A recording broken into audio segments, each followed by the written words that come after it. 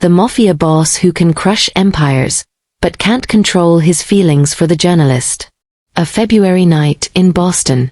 The air is cold and thick with the scent of metal and dust inside an abandoned brewery near Franklin Park.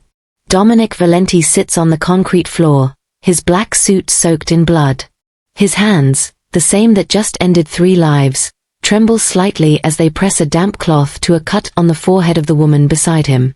Celeste Marino lifts her eyes, brown and sharp, meeting the intensity in Dominic's dark gaze. Her hair is tangled, her clothes streaked with grime and sweat.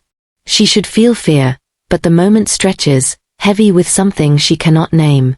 "You shouldn't have come," she whispers. "You could have been killed." Dominic leans closer, his voice low and certain.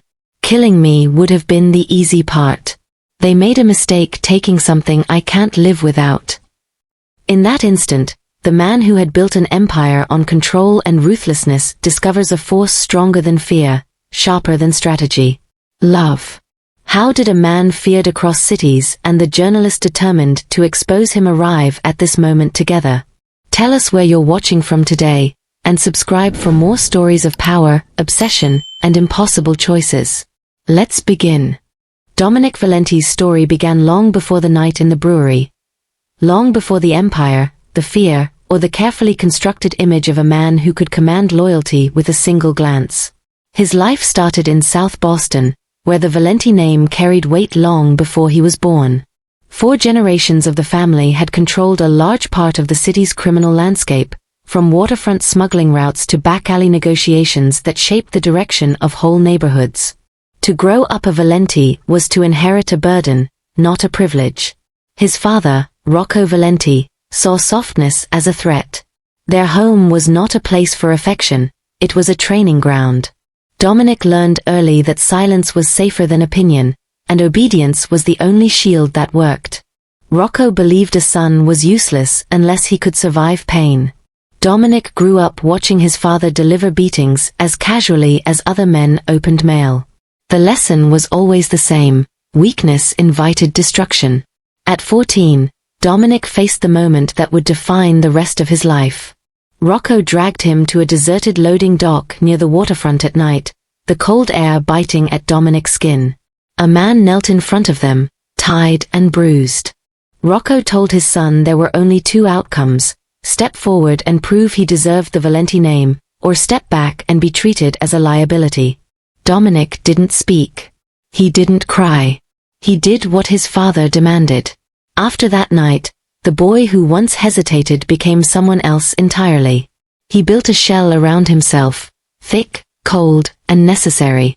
Feelings slowed people down. Compassion made them targets. He vowed never to carry either. By his early 20s, Dominic had developed a reputation not for loud displays of authority, but for the quiet certainty of his decisions. He moved through South Boston with a confidence that couldn't be taught. His ability to assess a threat in seconds made him invaluable. When Rocco's health failed, the transition was swift. Dominic stepped into power without hesitation, and the underworld barely resisted. Men twice his age deferred to him not out of respect, but out of fear of how efficiently he handled disobedience. He ran his operations like a strategist rather than a brute.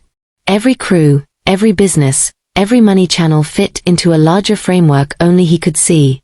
He expanded the family's reach beyond Boston's borders, securing routes through Providence, Hartford, and into Manhattan. Nothing moved through the northeastern corridor without his approval. His rivals often mistook his calm for softness, a mistake they didn't live long enough to repeat. Dominic never raised his voice. He never lost control in front of anyone. His expression stayed the same whether he was signing a legitimate business contract or dealing with someone who crossed a line. People whispered that he lacked a soul. In truth, he had simply buried every part of himself that could be used against him. His physical world reflected the same precision. His penthouse at Harbor Towers sat high above Boston Harbor, glass walls stretching from floor to ceiling. He preferred the vantage point. It allowed him to watch the city he controlled without being touched by it. The space was immaculate, every object placed with purpose. Nothing sentimental. Nothing personal. Just order and silence. His legitimate fronts spread through the North End, restaurants, construction companies, logistics firms. To the public, he looked like a wealthy businessman with deep community ties. Behind that clean image stood a network of men who followed his commands without hesitation. For a moment in his early 30s, he attempted what outsiders would call a normal life. He entered a strategic marriage with a woman from a powerful family on the outskirts of the business. The union wasn't based on affection, but on strengthening alliances. She understood the terms, and he didn't pretend to offer more. Their relationship was formal, distant, and structured. 2 years into the marriage, she died at their Cape Cod estate under circumstances that never reached the news. Dominic never spoke about her afterward. There were quiet suspicions, but no one dared to voice them. The matter disappeared the way loose ends always disappeared under his rule. After that loss, whatever remained of Dominic's personal life shut down completely. He maintained a simple philosophy, one drilled into him by his father, sharpened by experience, and etched into his identity: nothing was worth dying for. The only worthwhile question was what deserved action. Hesitation cost lives. Attachments clouded judgment. Sacrifice was foolish. Survival depended on eliminating threats, not defending emotions. For 20 years, this approach shaped every decision he made. His empire never wavered. His dominance across multiple cities remained untouched. People learned not to challenge a man who planned 5 steps ahead and slept with a loaded weapon within reach. Dominic viewed people as positions on a board, not as individuals. Their value was based on usefulness, nothing more. He lived without joy or sorrow, without questions about the toll of his choices. His world was cleanly divided: allies, enemies, and those too insignificant to matter. It worked. The system never failed him, not once. Until the night he crossed paths with a woman who didn't fit into any category he had ever created. A woman who walked into his world without fear, without an agenda, and without any understanding of the danger that shadowed his every decision. For 20 years, Dominic believed he was untouchable. He believed nothing and no one could reach the parts of him he'd buried. That certainty ended in the Seaport district on a night that began like any other. Celeste Marino grew up in Providence, Rhode Island, in a small apartment above her father's grocery store. The building was old, the floors uneven, and the winters unforgiving, but the store kept them alive. Her father worked from sunrise to closing, stocking shelves, carrying crates, and greeting customers by name. Celeste loved watching him work. He treated everyone the same, kindly, patiently, as though the world wasn't as harsh as it really was. The first time she understood what fear looked like, she was 9. 2 men walked into the store while her father was organizing produce. Their visit wasn't about groceries. They spoke quietly, but she caught every word: weekly payments, consequences for delays, expectations. Her father tried to hide his shaken expression when she appeared at the counter, but she had already seen it.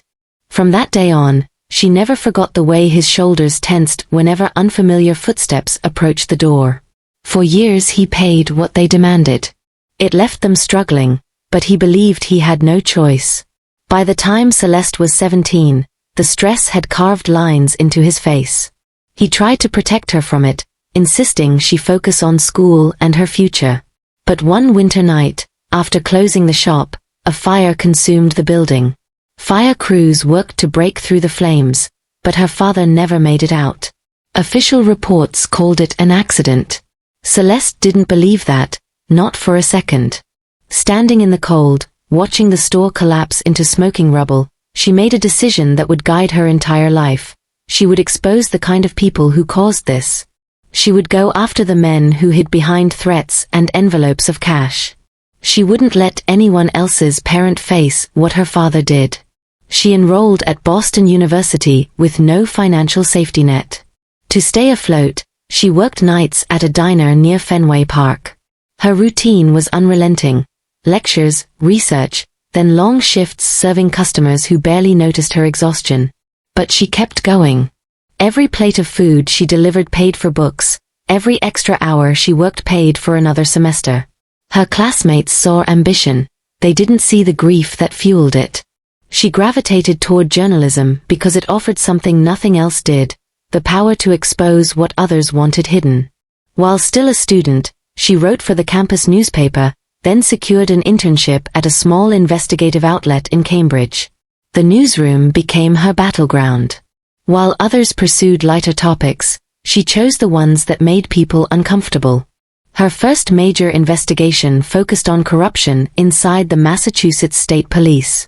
She uncovered falsified overtime records, secret favors, and connections stretching far beyond the department. The fallout led to internal audits and multiple suspensions. Her name started appearing in circles that recognized real investigative work. Next came a report linking a Boston developer to criminal networks working through construction sites in Quincy and Revere. That investigation earned her threats, both online and in person. Her editor suggested security protocols. She ignored most of them, more annoyed than frightened. Her most dangerous project at the time was a series on human trafficking rings using suburban massage businesses as fronts. She spent months collecting interviews, documents, and surveillance footage. The series triggered federal action that resulted in major indictments. People praised her courage, but Celeste knew it wasn't courage, it was obligation. If she could expose danger, she would. If others hated her for it, so be it. She learned quickly that the work came with costs. One night on the Mass Pike, a car swerved into her lane, forcing her into the guardrail. The damage was written off as a traffic incident, but she recognized the message. Weeks later, someone broke into her apartment in Jamaica Plain. Nothing valuable was taken. Drawers were left open. Papers were moved. Someone had been in her space long enough to make sure she knew they could enter again whenever they wanted. Her editor urged her to take a leave of absence. Celeste refused. Every threat only dragged her further into the world she had dedicated her life to exposing. The Valenti organization entered her radar through financial records tied to businesses in the North End. She wasn't looking for them, they appeared as shadows in the margins of another investigation. The deeper she looked, the more she found. Payment schedules masked through restaurants, property transfers timed too smoothly to be coincidence, shell corporations passing money through entities with no real activity. Everything pointed to a network more disciplined and more powerful than anything she had ever examined. Her editor warned her that targeting the Valentis was different. "You're not investigating officials or businessmen," he told her. "These people will do more than send threats. This is as close to a death sentence as it gets." Celeste didn't flinch. If they scare everyone else, someone has to be willing to stand their ground. Her method was relentless. She spent months cultivating sources who barely trusted themselves, much less her. She pieced together financial structures that stretched from Boston to New York through companies designed to hide ownership. She traced shipping manifests, export records, real estate filings, anything that connected back to Dominic Valenti and his circle. Her walls filled with documents, maps, and names connected by red marker lines. She didn't have the whole story, but she had enough to know the Valentis were operating something major along the waterfront. One lead pulled her toward the Seaport district. A warehouse on a quiet stretch of Harbor Street had unusual nighttime activity. Trucks arriving without formal logs, containers moving without inspections, men standing guard with the kind of posture that signaled training, not employment. She prepared her camera, her notes, her escape plan. She believed she was ready. Her investigation led her to that warehouse on a cold night as she watched vehicles pull in and out. She was photographing license plates when she felt a hand close firmly around her arm. Celeste froze the moment the hand clamped around her arm. The night along the Seaport waterfront was quiet except for the low hum of cargo trucks in the distance. The cold air carried the scent of salt and oil from the harbor, but Celeste barely registered it. Her focus shifted to the man who pulled her out of the shadows. Dominic Valenti stood close enough for her to see the detail in his expression. His dark hair was neatly combed back, his jaw sharp, his suit flawless despite the hour. His presence wasn't loud, it didn't need to be. He had the kind of control that didn't rely on threats. His eyes were the only thing that betrayed heat, deep, focused, and uncomfortably attentive. Celeste kept her voice steady. You're either going to let go, or you're going to drag me somewhere I won't come quietly. Dominic's grip eased. You've been following my organization for months. You're persistent. His tone wasn't admiring or accusatory, just stating a fact he had already measured. She stepped back, clutching her camera. If you're here to intimidate me, you're wasting your time. A faint, unreadable expression crossed his face. I'm not here to intimidate you. I'm here because I've been watching you longer than you think. Her heartbeat faltered. Why? Because you don't scare easily, he replied. Most people who look in my direction blink. You push forward. The threat in the air didn't come from raised weapons or loud commands. It came from the awareness that they were alone, that he held the upper hand, and that he could shift the situation in any direction he chose. Yet he didn't. He glanced at her camera. There are questions you want answered. I may be willing to give you some. Celeste kept her gaze locked on his. Why would you talk to me? Dominic stepped aside, giving her a clear path to retreat if she wanted it. Because you're going to keep digging. That kind of persistence can either be redirected or eliminated. I prefer the first option. She didn't know whether he was toying with her or extending something that resembled a professional courtesy. Either way, she wasn't ready to back down. If you want to talk, talk. Not here, he said. Meet me tomorrow. 11 in the morning. Small cafe on Fleet Street. She hesitated. Every instinct she had screamed that this was reckless. But the rational part of her recognized the opportunity. Access like this didn't come twice. Fine, she said. Tomorrow. Dominic nodded once and walked away without another word. No dramatic exit. No final warning. Just calm footsteps fading into the distance. The next day, Celeste arrived early. The cafe was small, warm, and crowded with locals. She chose a seat with a clear view of the entrance and kept her recorder hidden in her jacket pocket. She told herself this meeting was strategic. Nothing more.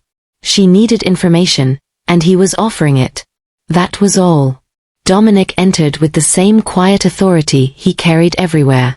He sat across from her without looking around, as though the space belonged to him simply because he walked into it. You came, he said. You invited me, she replied. A server brought them coffee. Neither touched it immediately. They spent the first minutes studying each other, each searching for the cracks the other tried to hide. You've been following my organization closely, Dominic finally said. I want to know why. It's my job. No, he countered. Your job doesn't require this level of commitment. Your name has been linked to difficult cases before, but this, he leaned slightly forward, this is personal. Celeste stiffened. You don't know me. He didn't look away. Your father died in a fire. A fire that wasn't random. Her pulse quickened. How do you know that? Because I make it my business to learn the motivations of people who watch me. His voice stayed even. You look at power the way someone who has been wronged looks at it. Celeste's jaw tightened. You're not wrong. But that doesn't change the fact that your organization has victims too. Dominic didn't flinch. Every system has victims.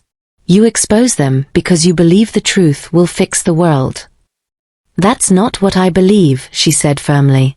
The truth doesn't fix anything on its own, but it forces people to face what they've ignored.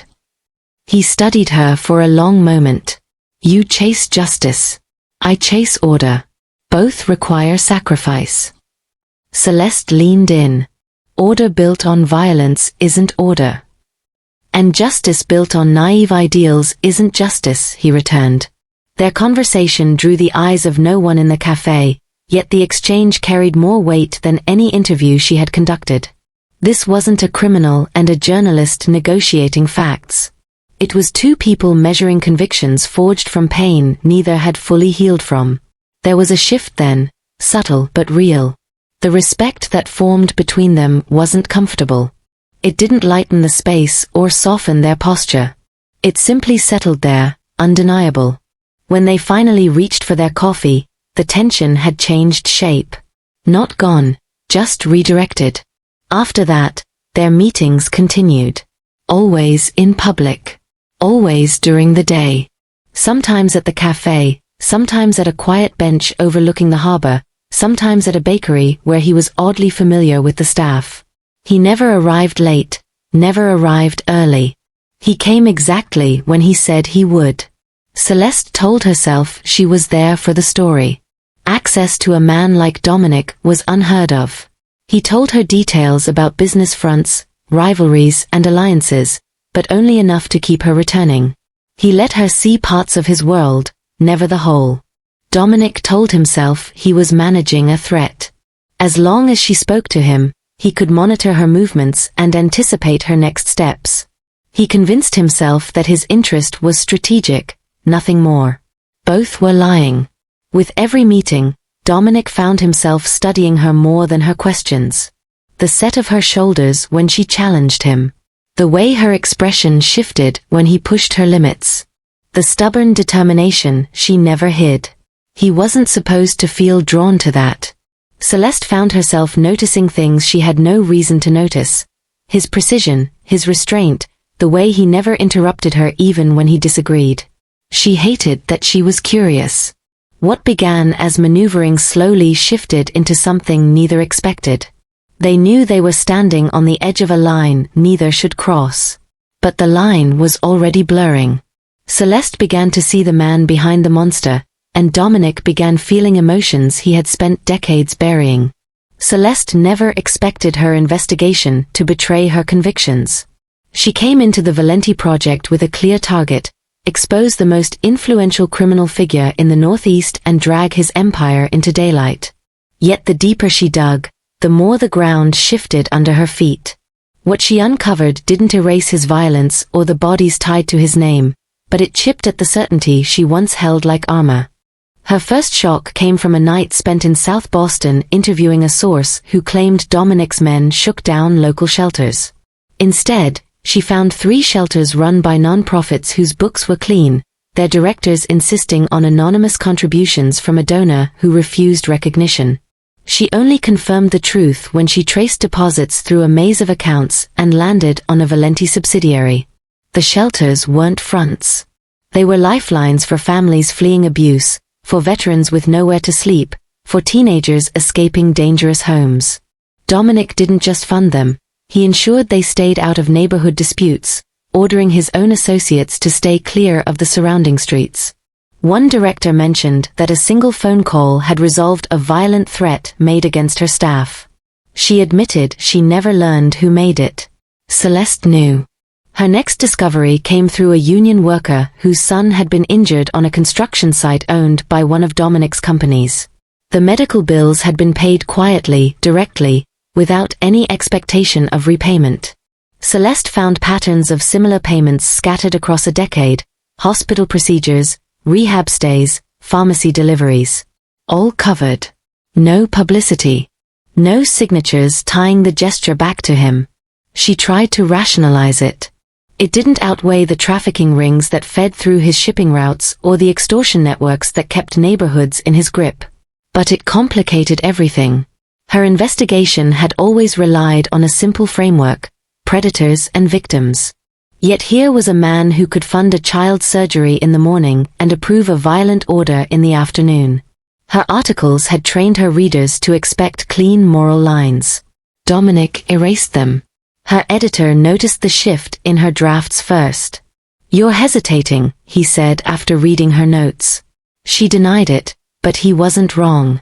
Her writing was punctured by pauses she could feel but not justify. She rewrote them. Deleted them. Still, her internal conflict deepened. While Celeste struggled to make sense of him, Dominic was facing a crisis of his own. For decades he had trained himself to lock away emotion, to operate with cold calculation.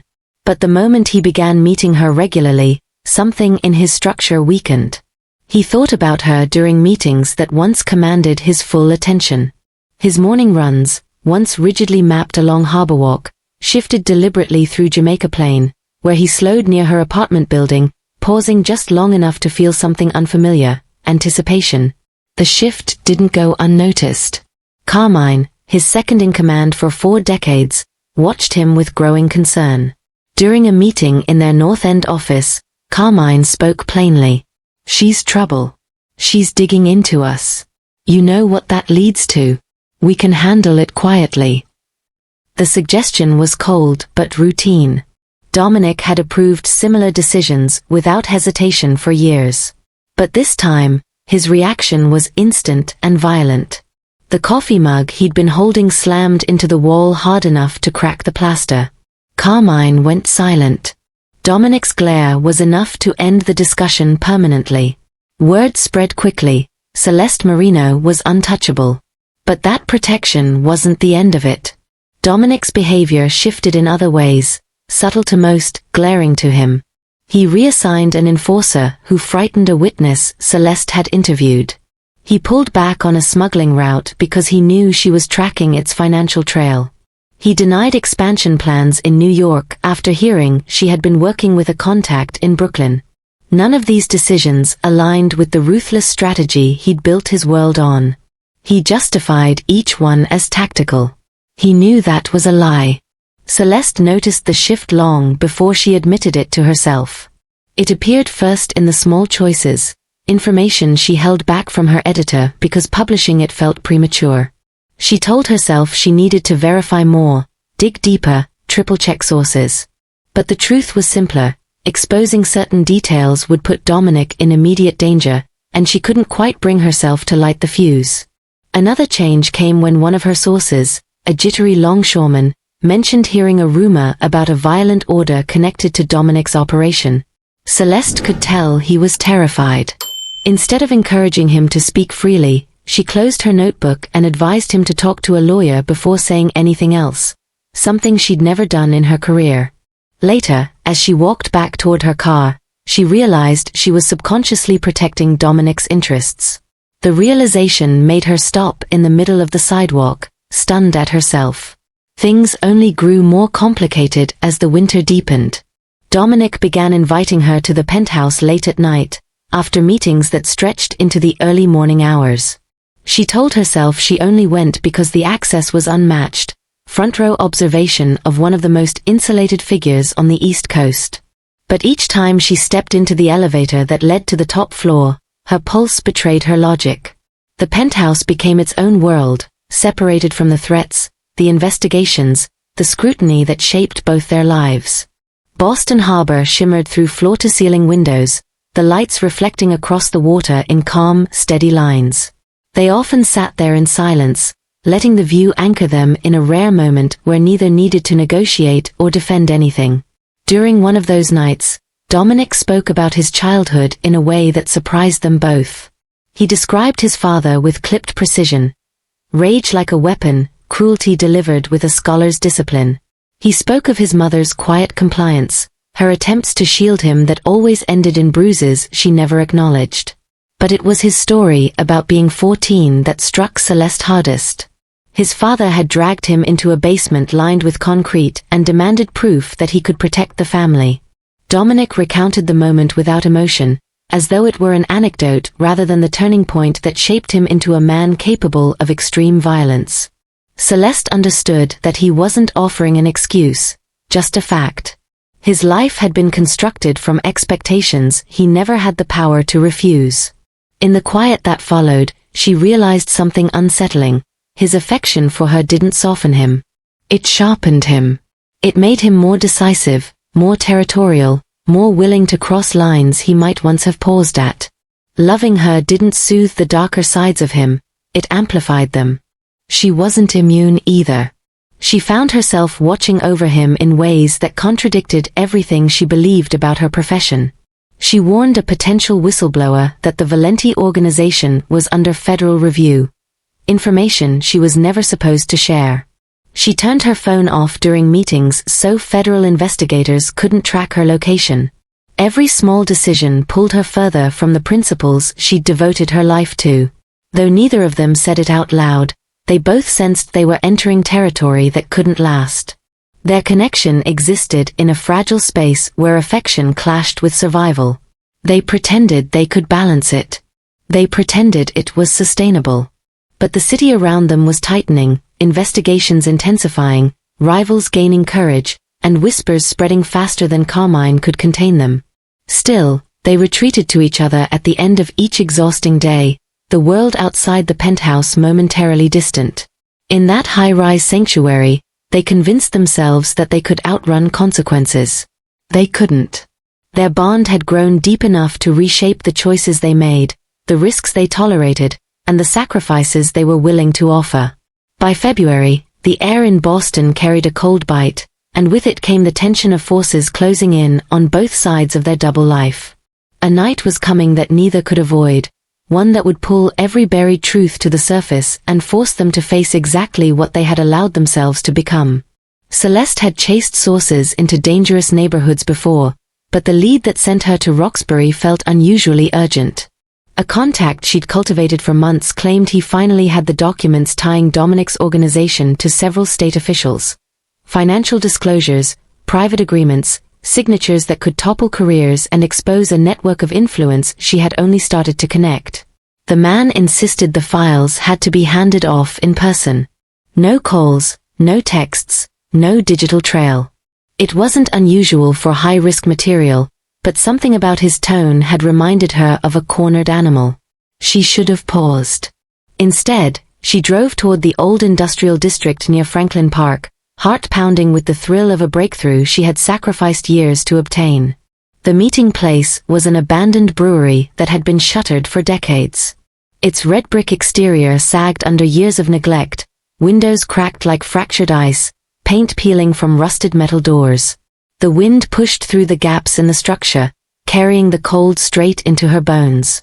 She stepped inside, flashlight cutting a narrow line through the dark interior. The concrete floor was littered with broken glass and warped metal scraps. Her contact was nowhere to be found. The silence felt heavy, too absolute for a place with so many open breaches to the outside. She sensed movement a second too late, the scrape of a boot behind her, the shift of weight on debris. Before she turned fully, an arm closed around her waist and a gloved hand smothered her scream. 3 men emerged from the shadows, their faces hidden beneath worn hoods. One grabbed her phone and smashed it against the wall. Another zip-tied her wrists. The third looked at her with an expression that told her she wasn't a person to him, just a token with value only because of the man who cared about her. Rival group. Not Dominic's. Not law enforcement. A trap.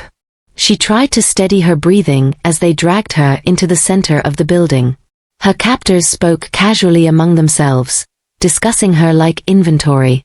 They weren't interested in her work, her notes, or the files she came searching for. All they wanted was to use her name, her connection to Dominic, the leverage she provided simply by existing in his orbit. "We send him the message," one of them said, pulling out a phone. "He'll trade for her. If not territory, then routes. Maybe a shipment. He'll give something up." The leader nodded. "He'll negotiate. A man like him knows what can happen to a woman stuck in a place like this." Celeste held her chin high, refusing to let fear show. But the truth clawed at her. She had underestimated how visible her connection to Dominic had become. The men recorded a short video of her, zip-tied, bruised from the struggle, a cut bleeding along her cheek where she'd hit the concrete. They sent the message. Their posture shifted to confidence once the phone chirped with a delivered notification. They expected a war room of Valenti enforcers to surround the building within minutes. A hostage exchange. Bargaining. A tense standoff. But Dominic Valenti did not negotiate. The men didn't realize it until they heard the metal door creak open at the far end of the building. Slow, controlled. No shouting, no reinforcements, no barked commands to stand down. Just footsteps. Measured. Unhurried. Alone. Celeste felt her breath catch. She knew that gait. She knew the quiet intention in each step. The three men exchanged uneasy glances, understanding too late that they had built their strategy around the wrong assumption. Dominic was not a man who traded pieces on a board. He removed them. The first gunshot echoed across the brewery so sharply that dust fell from the rafters. One captor dropped instantly. The others scrambled, dragging Celeste backward, using her as a shield, shouting threats they no longer believed themselves. Dominic moved through the shadows with lethal precision. He didn't raise his voice. He didn't posture. He advanced with a calm certainty that made the remaining men panic. In the chaos, they fired blindly, bullets cracking against old metal beams. He closed the distance in seconds. By the time Celeste hit the ground from being shoved aside, 2 more bodies were collapsing near her. The gunfire stopped. The building settled into the kind of silence that follows irreversible acts. Dominic knelt beside her, his shirt soaked across the shoulder from a graze he hadn't bothered to acknowledge. His hands were steady as he cut the zip ties and gently lifted her face to examine the cut on her cheek. He used the edge of his sleeve to wipe the blood, his touch careful in a way that contrasted sharply with the carnage around them. "They made a terrible decision," he whispered, voice low. "They touched something I can't live without." Her pulse throbbed beneath his fingers. She should have recoiled. She should have run, screamed, fought, anything except what she did next. Leaned toward him, allowing the warmth of his hand to anchor her. The bodies lying a few feet away should have horrified her. Instead, she felt a strange, dangerous comfort. Perhaps because he came for her without hesitation. Perhaps because a part of her had expected no one to. He brushed her hair back. "You and I," he said softly, "we're the worst kind of enemies." She met his gaze. "Maybe. But neither of us walked away." A truth neither could escape settled between them. That night altered the course of everything that followed. They became lovers still trapped on opposing sides, bound by desire and destined for ruin. Forces beyond the brewery were closing in, and neither had much time left before the consequences arrived. Their relationship had no definition that fit the real world. Celeste and Dominic existed in a space no language could label. Neither allies nor enemies, neither fully lovers nor fully opponents. They tried avoiding the truth of what they were, but the world around them refused to cooperate. Celeste continued her investigation with the same precision she had built her career on, yet she found herself pulling back in quiet, strategic ways. She softened details in her notes, discouraged certain sources, and delayed interviews that could damage Dominic. Each compromise carved a deeper wound inside her. She told herself she was gathering a fuller picture. She told herself she was waiting for confirmation. She told herself 100 things that might have sounded noble if spoken aloud. But the truth was simpler. She couldn't bring herself to destroy him. Her self-contempt grew sharper every day. She had built her life around exposing men like Dominic.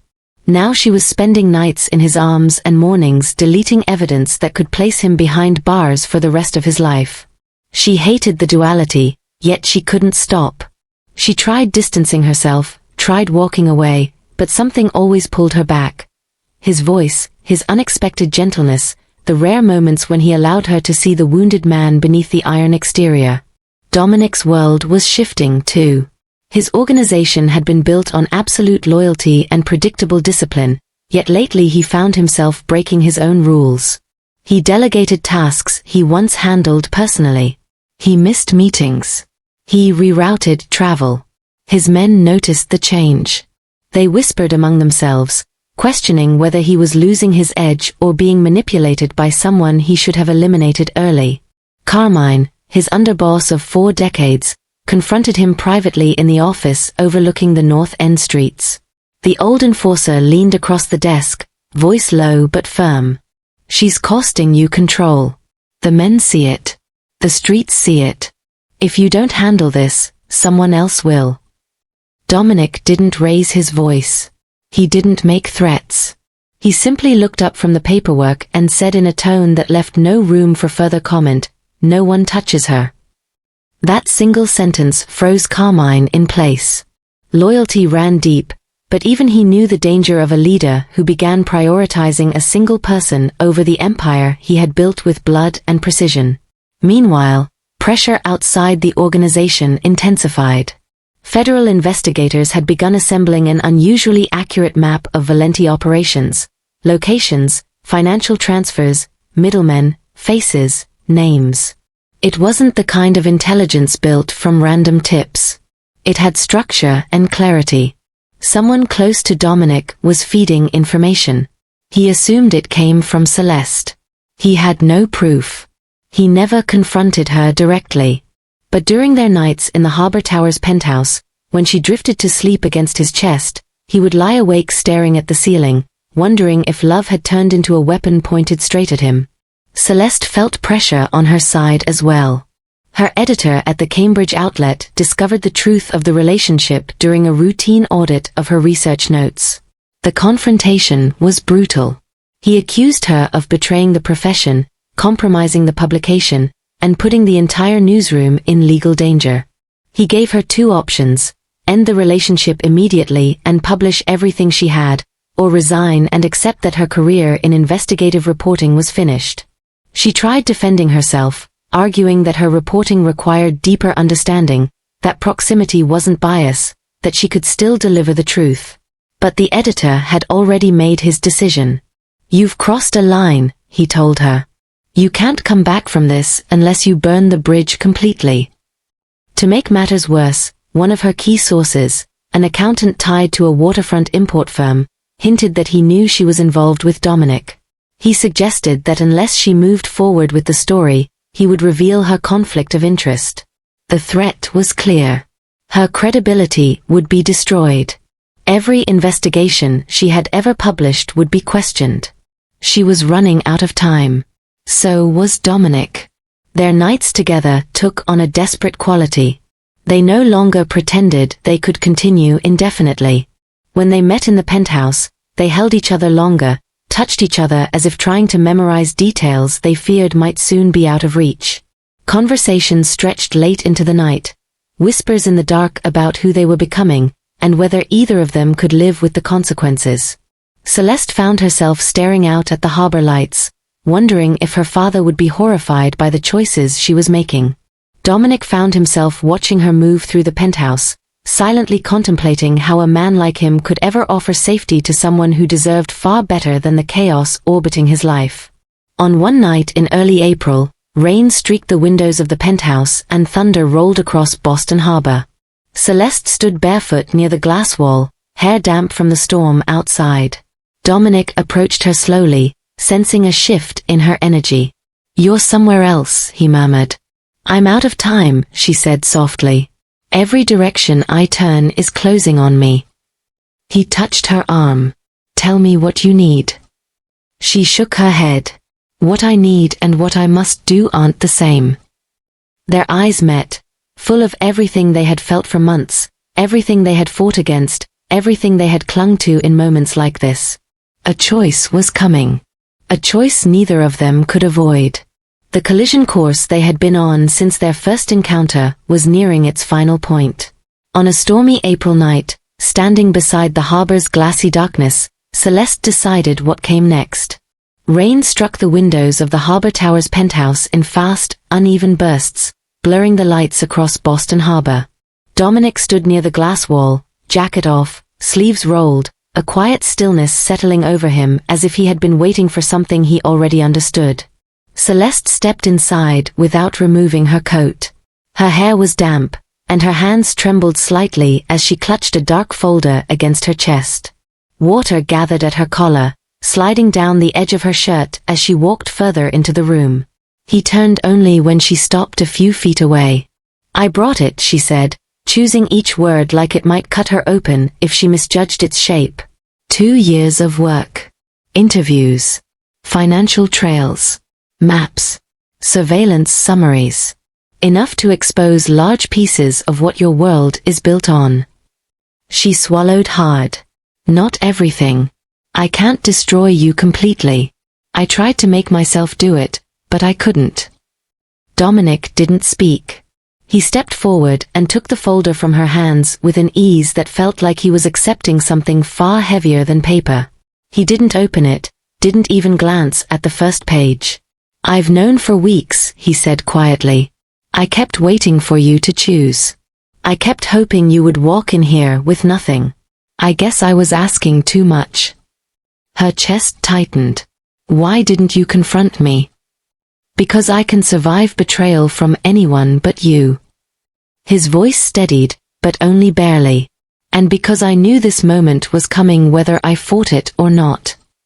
The rain continued in uneven streaks across the glass, the city a dim glow beneath the storm. Celeste felt the weight of every choice she'd made pressing down on her ribs, yet she didn't look away from him. We're out of time, she whispered. Dominic nodded. Yes. But before anything happens, we need to decide what we are willing to carry after tonight.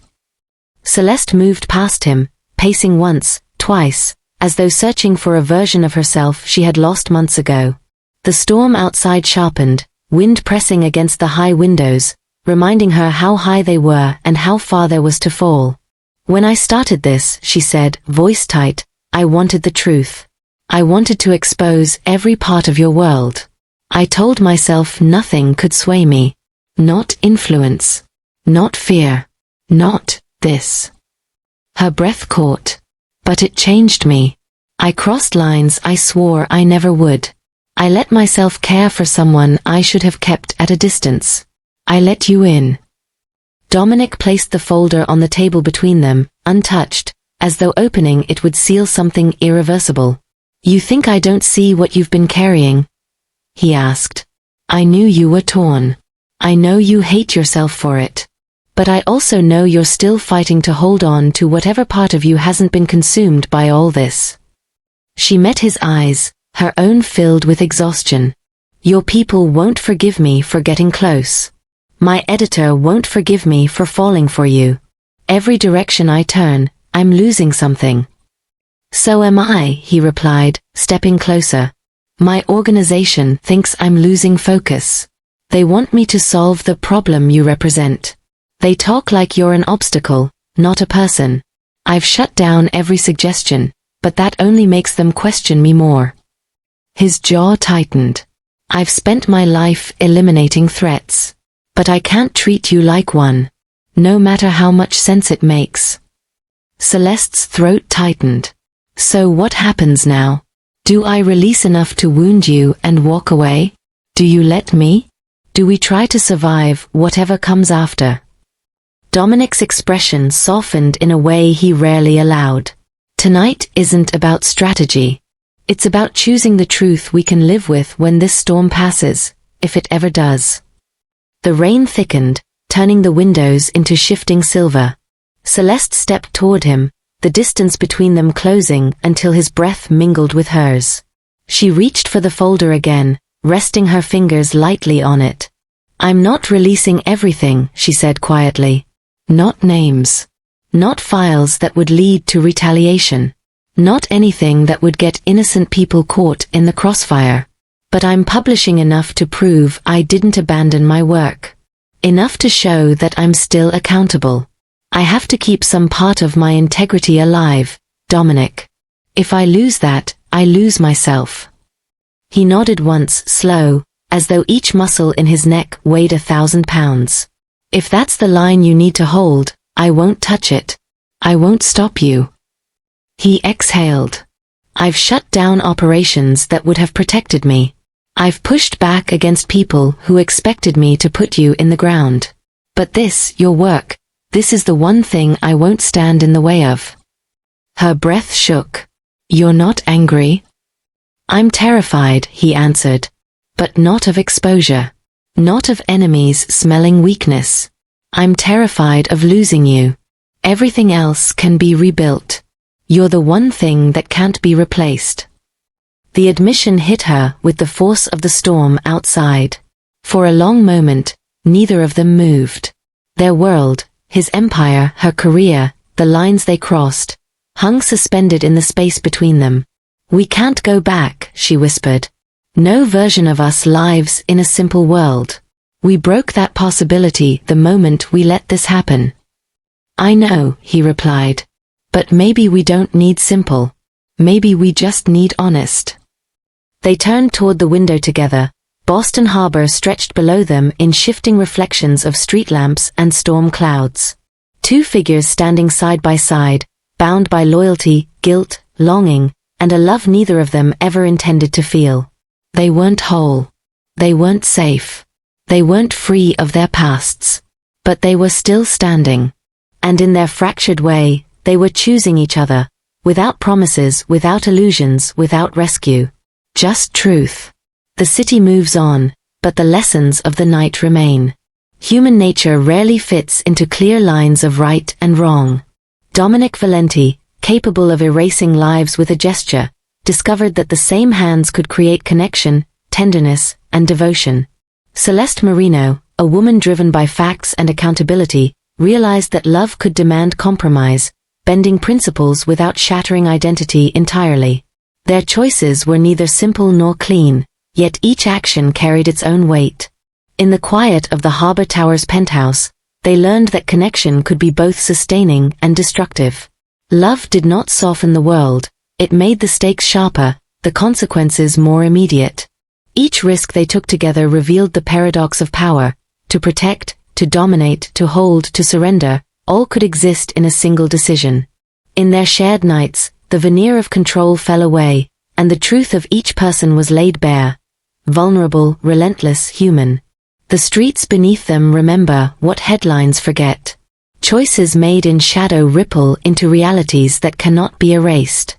The houses, the businesses, the warehouses, the legitimate facades, all mask the contradictions and compromises people carry. Justice is rarely complete. It is often approximate, negotiated in increments and regrets. The lives of those who witness or participate in these worlds are shaped as much by loyalty and fear as by ideals and intentions. Some loves are impossible from the start, and yet they endure. Celeste and Dominic existed in such a space, a landscape defined by tension, desire, and restraint. To know another person completely, to allow oneself to be known, carries both danger and beauty. They could not undo the past, nor could they anticipate the future, but in that suspended moment, their choices reflected the raw, unavoidable truth of their humanity. This story reminds us that the most powerful forces in life cannot be controlled. Dominic could command empires, yet he could not command his heart. Celeste could chase truth into corners most avoid, yet she could not outrun the connection that consumed her.